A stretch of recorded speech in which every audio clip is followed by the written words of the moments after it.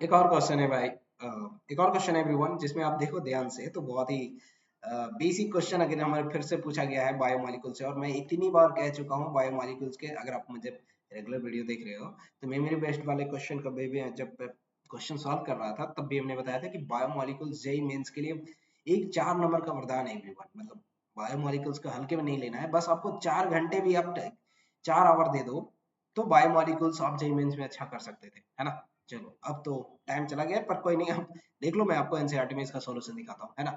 Identify the correct statement, incorrect statement about tertiary structure of proteins. Okay, incorrect बताना है, याद रहे।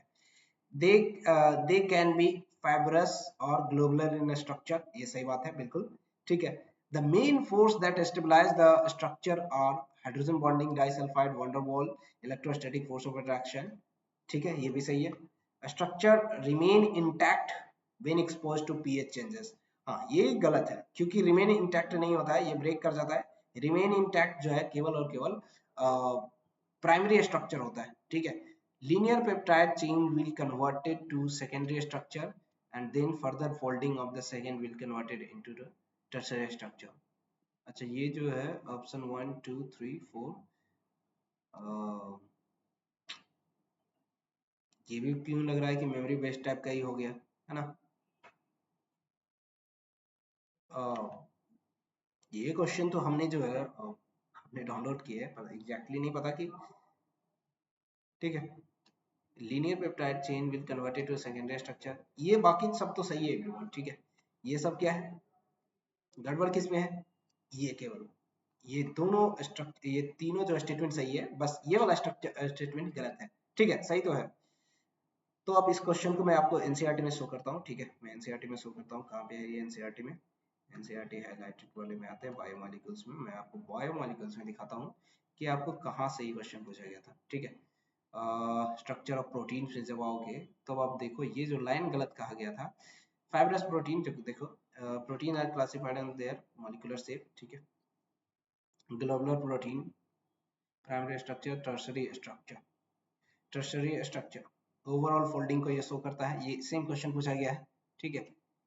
To major shapes, ठीक है। ये देखो एक स्टेटमेंट तो आपका ये मिल रहा है कि folding finding secondary structure, okay, give to major molecular shape fibrous and globular.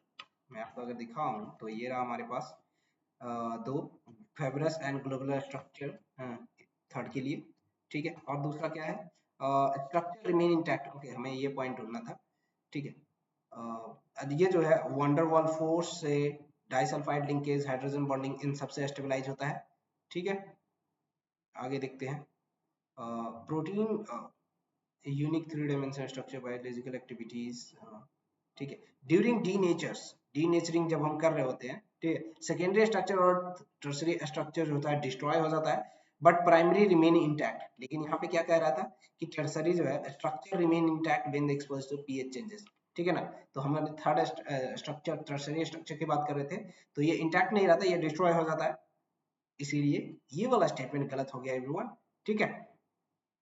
Okay, सो बाकी सभी सही थे, ठीक है। और ये तो आप जानते हो लीनियर जो होता है पेप्टाइड पहले सेकेंडरी में स्ट्रक्चर में कन्वर्ट होता है, फिर उसके बाद मोर कॉम्प्लेक्स होने के लिए वो टर्सरी में कन्वर्ट होता है, फिर क्वाटनरी में, ठीक है। अच्छा ये लाइन भी मैं आपको कहीं दिखा देता हूँ क्योंकि स्टार्टिंग में ही था, ठीक है। The structure of protein can be studied in the 4 different each levels, okay.